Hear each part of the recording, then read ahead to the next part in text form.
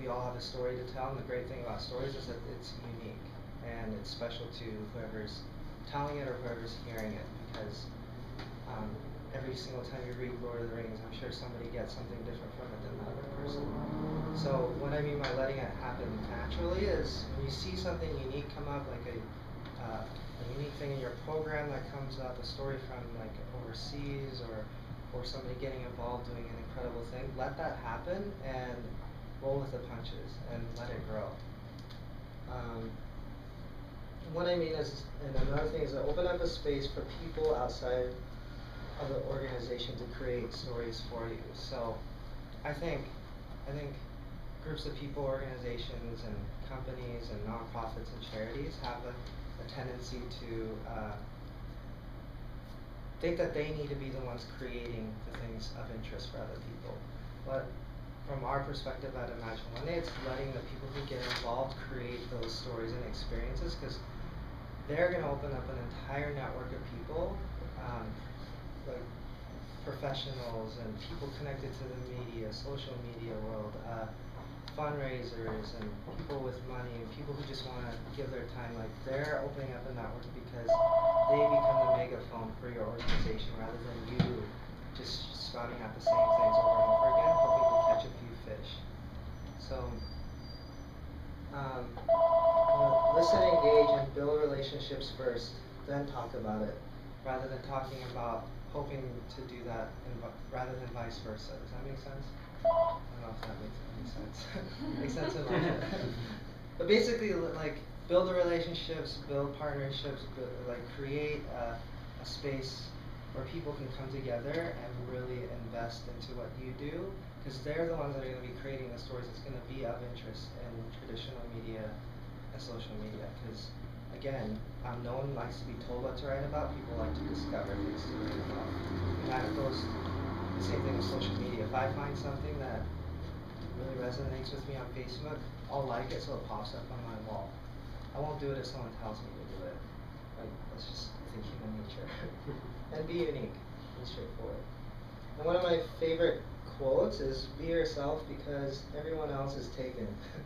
And it's by Oscar Wilde. So I think that also applies with nonprofits. Like, where I think in charities we all do amazing work and like work to make an impact in the world. So be the best at that as you can be, and use that as your catalyst. Don't feel like you need to rehash the same things. As poverty, I'm sure there's a million poverty organizations, but there's key things that make you guys unique, and that's what you need to run with, or anybody else here. Like, we have these unique things, and it's not a competition. It's really about clarifying what we talk about in light of what we do as an organization.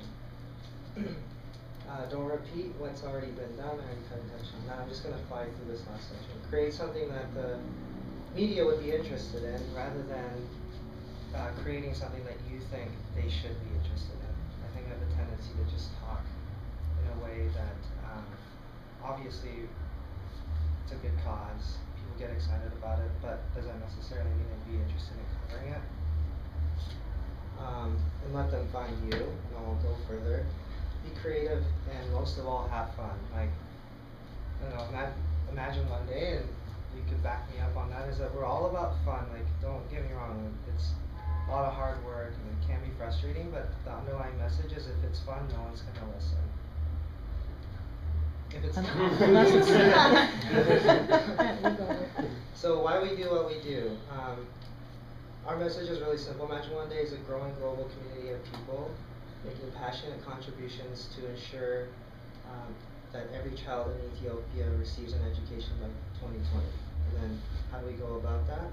I'll just kind of give you an example of one that we just started 3 or 4 weeks ago, and it came from an idea, an 20-year-old girl who wanted to organize a small run on the beach in kids.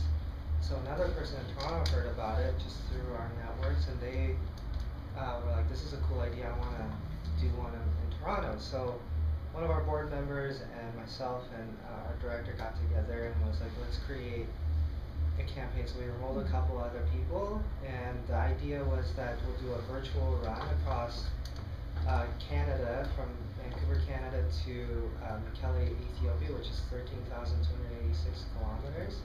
do this virtual run, which we set up an online presence. You guys can check it out on your own time. But essentially, people can choose to run on their own or get a group of people to run, and then they choose an X amount of kilometers from that larger goal, and then together they raise $10 to $20 depending on how much they want to choose for each kilometer to be sponsored.